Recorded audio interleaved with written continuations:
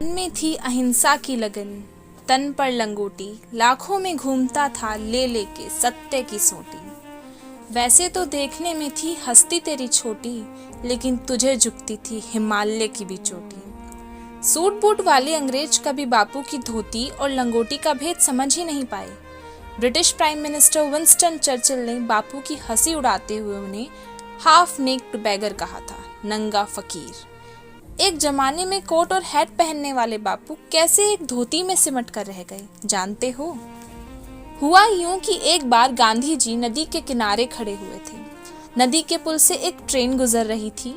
अचानक बापू ने देखा नदी में एक औरत स्नान कर रही है और किनारे रेत पर उसकी साड़ी रखी हुई है।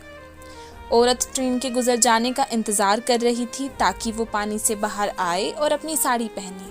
बापू समझ गए कि उसके पास दूसरी साड़ी है ही नहीं। उन्होंने अपनी ओढ़नी उतारी और उस औरत की ओर पानी में बहा दी। औरत बापू की ओढ़नी ओढ़ पानी से बाहर आई और भरी हुई आंखों से उसने बापू का आभार व्यक्त किया।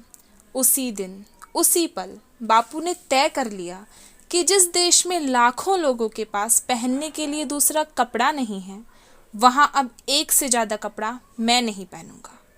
बापू अपनी खुशी से सिर्फ एक लंगोटी में सिमट कर रह गए और उन पे हंसने वाले चर्चिल वो कहाँ जानते थे कि उन्हीं के ब्रिटेन में, उन्हीं के पार्लियामेंट स्क्वायर में, उनके सूट बूट वाले स्टैचू के बगल में वो नंगा फकीर अपनी धोती पहने हुए खड़ा मिलेगा और पूरी दुनिया उस प्रतिमा के आगे सर झुका रही होगी।